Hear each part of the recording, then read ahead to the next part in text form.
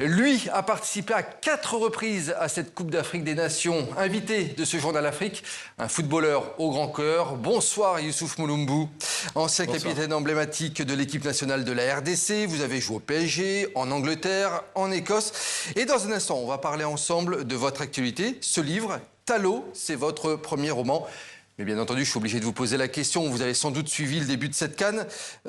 Une compétition pour l'instant prometteuse, selon vous? Oui, prometteuse, surtout pour la RDC. Votre pays de cœur? Exactement, qui a fait une grande entrée en lice avec une victoire face au Bénin. Donc on est content et on va pouvoir être serein pour affronter le Sénégal. Vous qui l'avez joué à 4 reprises cette CAN, qu'est-ce qu'elle a de particulier cette compétition?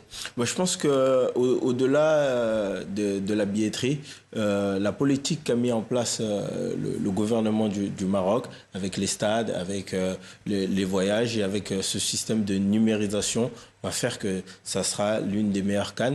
Et puis, il faut le dire, des stades qui sont à la hauteur de la Coupe d'Afrique, mais aussi de la Coupe du Monde. Donc pour eux, c'est une répétition. Une répétition. Exactement, pour pouvoir justement accueillir la Coupe du Monde.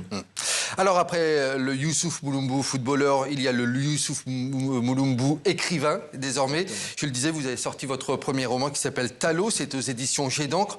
Un roman qui nous emmène en Algérie, en France, mais qui prend naissance au Congo et plus précisément à Béni, c'est une ville du Nord Kivu. Toute l'intrigue part de là, c'est bien cela. Pourquoi vous avez voulu ancrer l'action au départ dans le Nord Kivu?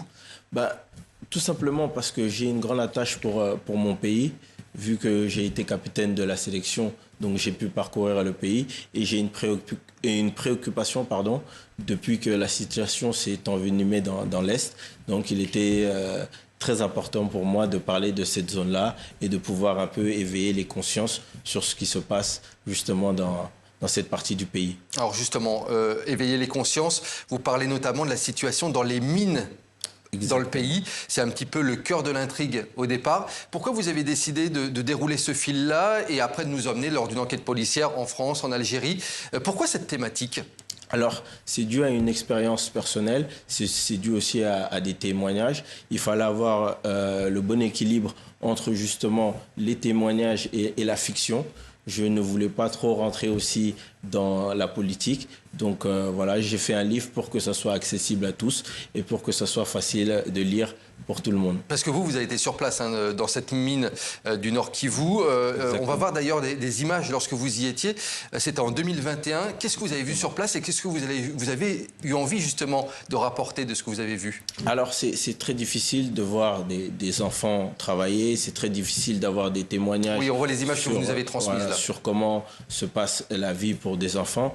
Donc il était très important pour moi justement avec la plateforme que j'avais de pouvoir parler de ça, de pouvoir justement être la voix des sans-voix tout simplement. Parce que vous avez une association sur place, c'est bien cela? Exactement, une fondation qui œuvre pour les enfants démunis au Congo. Et à travers ce livre, je rappelle qu'il s'appelle Talo, Youssouf Mulumbu, vous portez un regard quand même acerbe sur les conflits géopolitiques actuels, et les relations entre les différents pays, notamment entre la France, l'Algérie, mais aussi la RDC.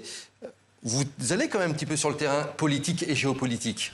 C'est plus une interrogation que je propose aux lecteurs. C'est de dire, voilà, collectivement, d'abord individuellement, que faisons-nous et collectivement aussi.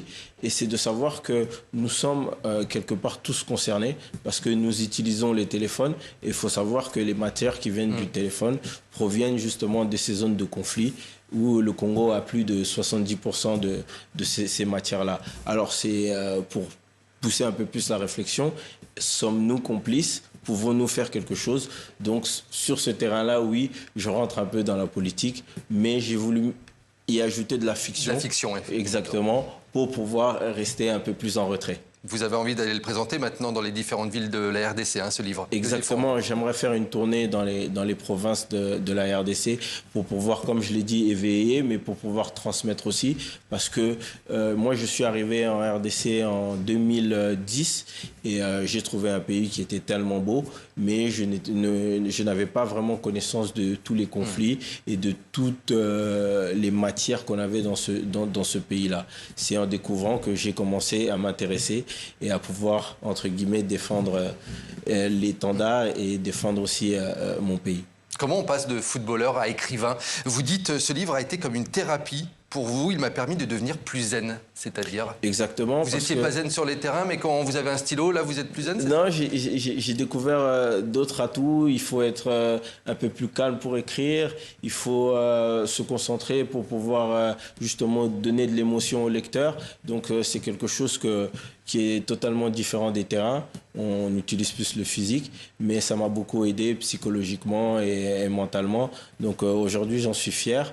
Et je l'ai fait avec beaucoup d'émotion, avec beaucoup de rigueur, parce qu'il fallait aussi respecter quand même l'histoire de ces personnes-là. Et donc, voilà, c'est le résultat aujourd'hui de tout ce travail. Une dernière petite question. Vous aimeriez bien un jour adapter ce livre en série télé? Il y aura peut-être un deuxième tome. Série télé, c'est le prochain objectif pour Youssouf Mulumbu? Exactement. Et j'aimerais rajouter un petit mot qui m'a marqué du docteur Mukwege, qui disait que chacun de nous a un bout de Congo avec lui, que ce soit dans son téléphone ou que ce soit sur sa télé ou sur les voitures électriques. Donc voilà, je pense que tout le monde est concerné. Ça questionne aussi notre humanité. Donc j'aimerais bien le mettre aussi en série télé pour que ça soit encore plus accessible à tous. Et le message est passé. Merci beaucoup Youssouf Mulumbu. Talou, c'est votre premier roman, Talo, aux éditions Jet d'encre, une superbe fiction. Merci à vous d'avoir été notre invité. C'est moi.